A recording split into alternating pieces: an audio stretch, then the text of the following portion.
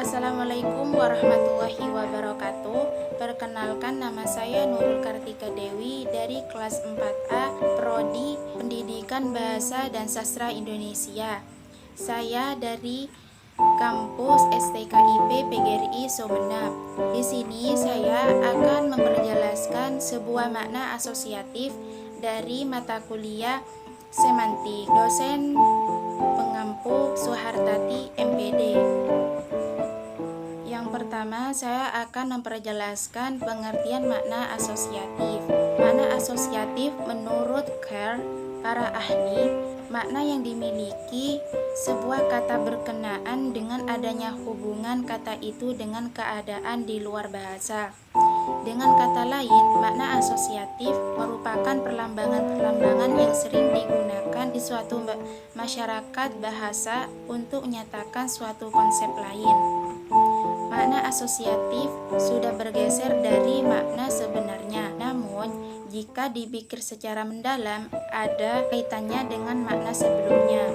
Oleh karena itu, makna asosiatif memiliki hubungan nilai moral-moral dan pandangan hidup yang berlaku di dalam suatu masyarakat bahasa yang juga berhubungan dengan nilai-nilai bahasa.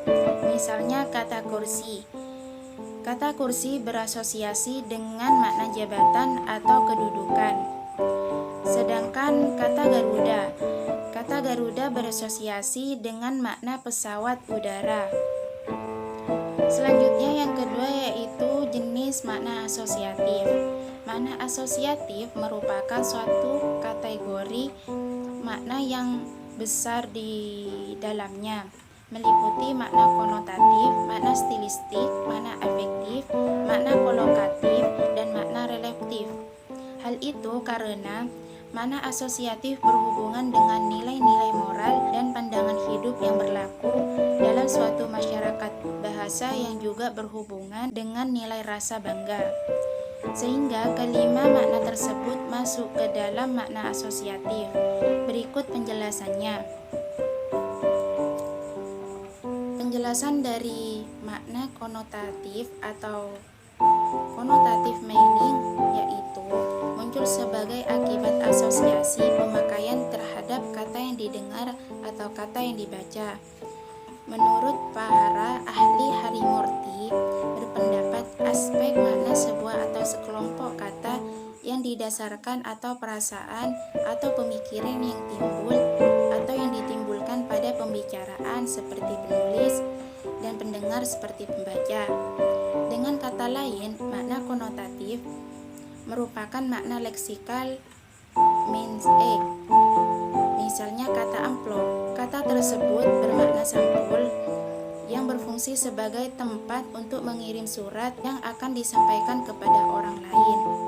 Kata tersebut mengandung makna denotasi atau makna sebenarnya. Selanjutnya yaitu makna stilistik.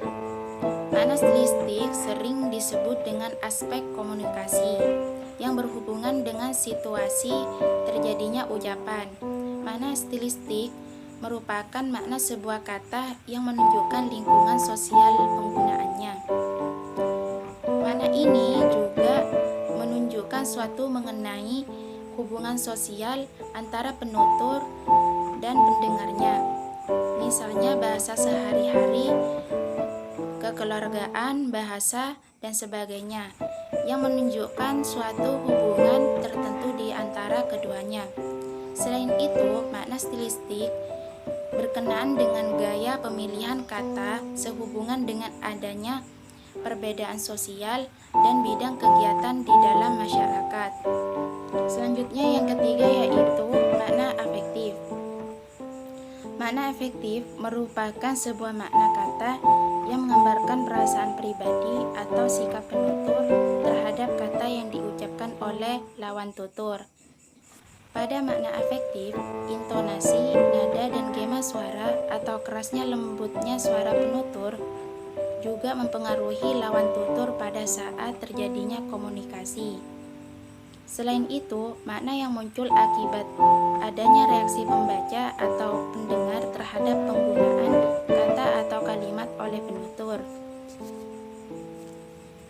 Misalnya seorang yang ditegur dengan kata dasar anak bodoh. Orang yang ditegur tersebut akan bereaksi marah atau mungkin jengkel dengan perkataan tersebut yang dianggap tidak sopan. Karena intonasi suara yang tajam atau keras, faktor-faktor seperti intonasi dan gema suara yang sering diistilahkan dengan tone voice atau warna suara juga penting di sini. Pada contoh kalimat dasar anak bodoh dapat diubah menjadi kalimat santai apabila intonasi suara lembut. Selanjutnya yang keempat yaitu makna kolokatif. Makna kolokatif merupakan makna sebuah kata yang berhubungan dengan penggunaan beberapa kata di dalam lingkungan yang sama atau kata yang muncul dalam suatu lingkungan. Penggunaan kata harus disesuaikan dengan objek dan situasi. Selain itu, makna juga dibatasi oleh tidak kecocokan dan ketepatan kata. Selanjutnya yang kelima atau yang terakhir yaitu makna reflektif. Makna reflektif merupakan suatu pengertian kata yang memunculkan pengertian kata baru dan dapat menyugesti pendengar atau pembaca. Makna reflektif muncul karena adanya respon dan pikiran dari si pendengar sehingga memunculkan pengertian kata baru. Seperti contoh dalam suatu upacara di gereja, mendengar kata the comforter atau sang penghibur dan the Holy Ghost atau Roh Kudus, reaksi pendengar yang bukan beragam Katolik akan terbentuk makna non-religius dan comfort atau penghiburan, dan ghost atau resetan. Kata sang penghibur kedengarannya hangat, seperti seseorang yang memberikan hiburan. Meski di dalam konteks religius yang beragama Katolik berarti yang memperkuat atau yang mendukung. Sedangkan Roh Kudus kedengarannya menakutkan. Dari kedua contoh tersebut menunjukkan sebuah pengertian kata yang secara langsung memunculkan sebagian respon pendengar sehingga dapat membentuk pengertian lain. Mungkin itu saja yang bisa saya sampaikan, kurang lebihnya mohon maaf. Assalamualaikum warahmatullahi wabarakatuh.